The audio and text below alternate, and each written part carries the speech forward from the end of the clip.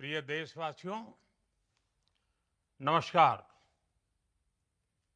हम सभी ने बीते दिनों में देश का सामर्थ्य और उसका संयम दोनों देखा है। मैं सबसे पहले भारत की पराक्रमी सेनाओं को, सशस्त्र बलों को, हमारी खुफिया एजेंसियों को, हमारे वैज्ञानिकों को, हर भारतवासी की तरफ से सैल्यूट करता हूं। हमारे वीर सैनिकों ने ऑपरेशन सिंदूर के लक्ष्यों की प्राप्ति के लिए असीम शौर्य का प्रदर्शन किया। मैं उनकी वीरता को, उनके साहस को, उनके पराक्रम को आज समर्पित करता हूं हमारे देश की हर माता को, देश की हर बहन को और देश की हर बेटी को ये पराक्रम समर्पित करता हूं। साथियों, 22 अप्रैल को पहलगाम में आतंकवादियों ने जो बर्बरता दिखाई थी, उसने देश और दुनिया को झकझोर दिया था। छुट्टियां मना रहे निर्दोष मासूम नागरिकों को धर्म पूछकर उनके परिवार के सामने, उनके बच्चों के सामने बेरहमी से मार डालना, यह आतंक का बहुत बीभत्स चेहरा था, क्रूरता थी। ये देश के सद्भाव को तोड़ने की घिनौनी कोशिश भी थी। मेरे लिए व्यक्तिगत रूप से ये पीड़ा बहुत बड़ी थी। इस आतंकी हमले के बाद सारा राष्ट्र, हर नागरिक, हर समाज, हर वर्ग, हर राजनीतिक दल एक स्वर में आतंक के खिलाफ कड़ी कार्रवाई के लिए उठ खड़ा हुआ। हमने आतंकवादियों को मिट्टी में मिलाने के लिए भारत की सेनाओं को पूरी छूट दे दी और आज हर आतंकी, आतंक का हर संगठन जान चुका है कि हमारी बहनों बेटियों के माथे से सिंदूर हटाने का अंजाम क्या होता है। साथियों, ऑपरेशन सिंदूर ये सिर्फ नाम नहीं है, ये देश के कोटि कोटि लोगों की भावनाओं का प्रतिबिंब है। ऑपरेशन सिंदूर न्याय की अखंड प्रतिज्ञा है।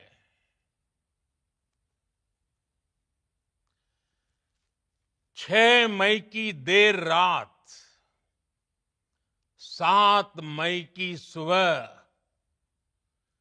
पूरी दुनिया ने इस प्रतिज्ञा को परिणाम में बदलते देखा है। भारत की सेनाओं ने पाकिस्तान में आतंक के ठिकानों पर, उनके ट्रेनिंग सेंटर्स पर सटीक प्रहार किया। आतंकियों ने सपने में भी नहीं सोचा था कि भारत इतना बड़ा फैसला ले सकता है। लेकिन जब देश एकजुट होता है, नेशन फर्स्ट की भावना से भरा होता है, राष्ट्र सर्वोपरि होता है, तो फौलादी फैसले लिए जाते हैं, परिणाम लाकर दिखाए जाते हैं। जब पाकिस्तान में आतंक के अड्डों पर भारत की मिसाइलों ने हमला बोला, भारत के ड्रोन्स ने हमला बोला, तो आतंकी संगठनों की इमारतें नहीं, बल्कि उनका हौसला भी थर्रा गया। बहावलपुर और मुरिद के जैसे आतंकी ठिकाने एक प्रकार से ग्लोबल टेररिज्म की यूनिवर्सिटीज रही है। दुनिया में कहीं पर भी जो बड़े आतंकी हमले हुए हैं, चाहे 9/11 हो, चाहे लंदन ट्यूब बॉम्बिंग हो, या भारत में दशकों से जो बड़े बड़े आतंकी हमले हुए हैं, उन सब के तार कहीं ना कहीं आतंक के इन्हीं ठिकानों से जुड़ते रहे हैं। आतंकियों ने हमारी बहनों का सिंदूर उजाड़ा था, इसलिए भारत ने आतंक के ये हेडक्वार्टर्स उजाड़ दिए। भारत के इन हमलों में 100 से अधिक खूंखार आतंकवादियों को मौत के घाट उतारा गया है। आतंक के बहुत सारे आका बीते 2.5-3 दशकों से खुलेआम पाकिस्तान में घूम रहे थे, जो भारत के खिलाफ साजिशें करते थे। उन्हें भारत ने एक झटके में खत्म कर दिया। साथियों, भारत की इस कार्रवाई से पाकिस्तान घोर निराशा में गिर गया था, हताशा में गिर गया था, बौखला गया था।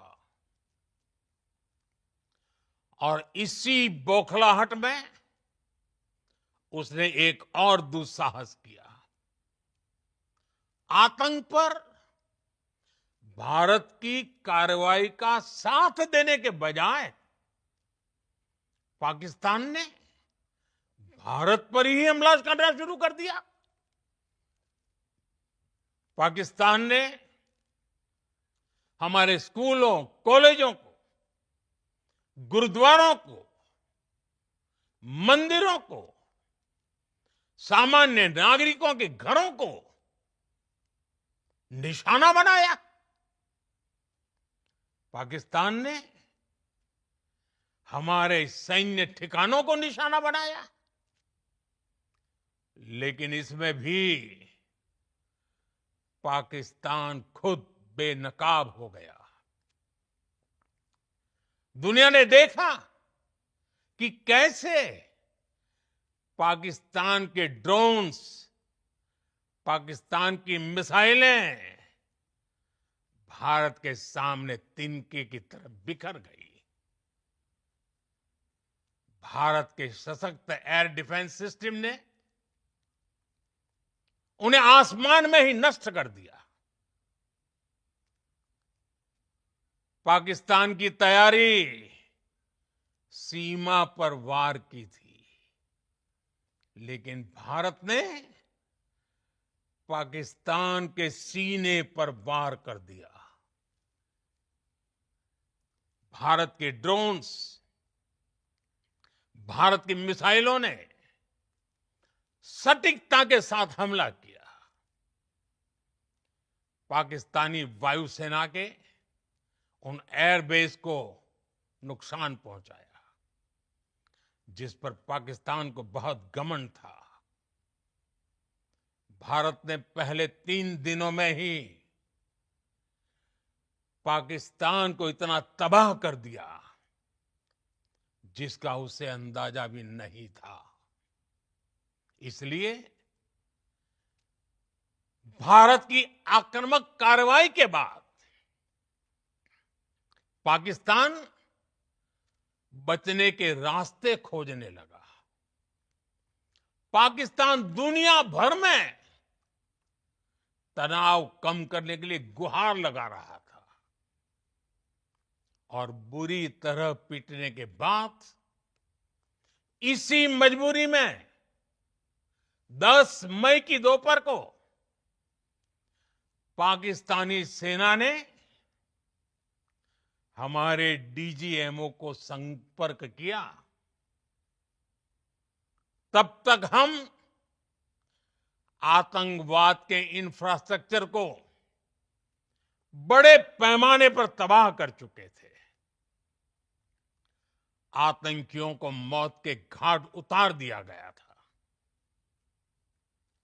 पाकिस्तान के सीने में बसाए गए आतंक के अड्डों को हमने खंडहर बना दिया था। इसलिए जब पाकिस्तान की तरफ से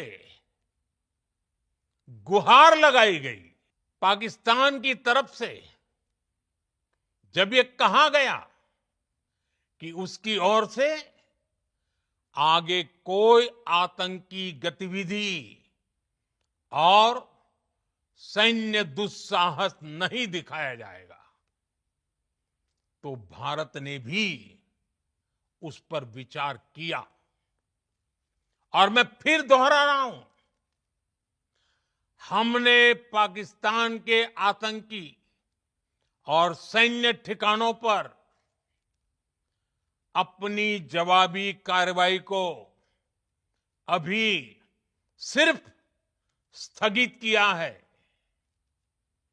आने वाले दिनों में हम पाकिस्तान के हर कदम को इस कसौटी पर मापेंगे कि वो क्या रवैया अपनाता है। साथियों, भारत की तीनों सेनाएं,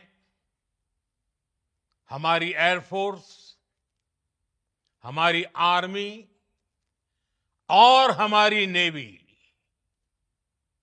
हमारी border security force BSF, Bharat के अर्धसैनिक बल लगातार अलर्ट पर है।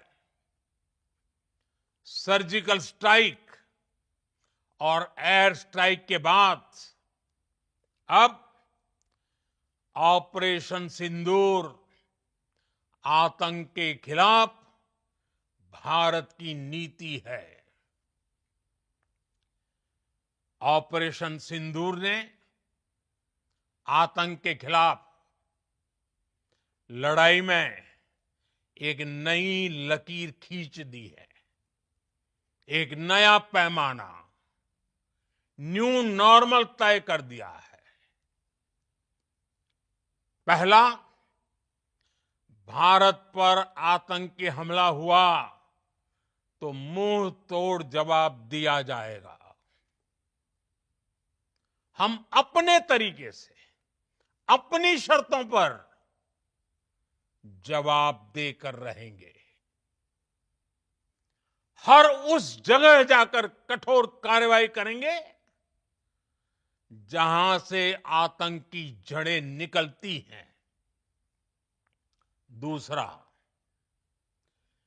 कोई भी न्यूक्लियर ब्लैकमेल भारत नहीं सहेगा। न्यूक्लियर ब्लैकमेल की आड़ में पनप रहे आतंकी ठिकानों पर भारत सटीक और निर्णायक प्रहार करेगा। तीसरा,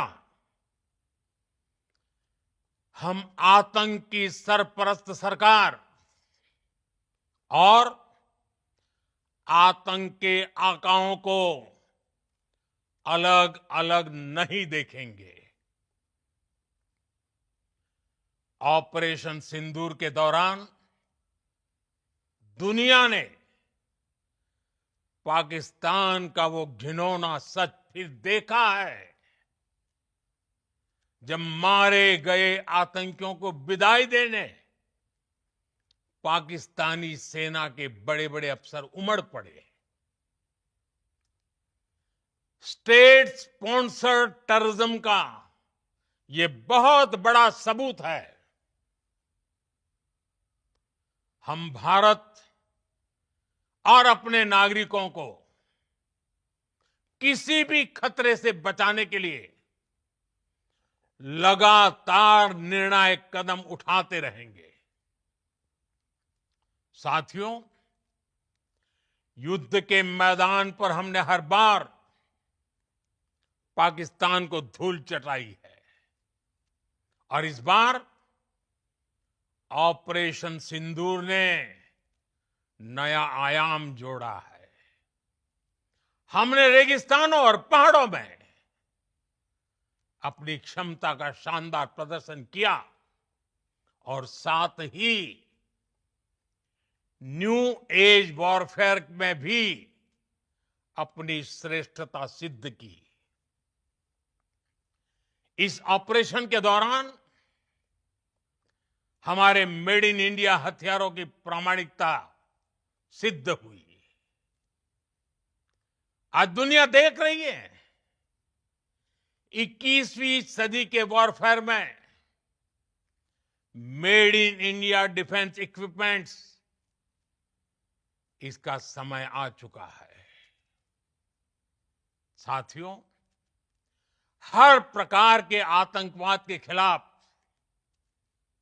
हम सभी का एकजुट रहना,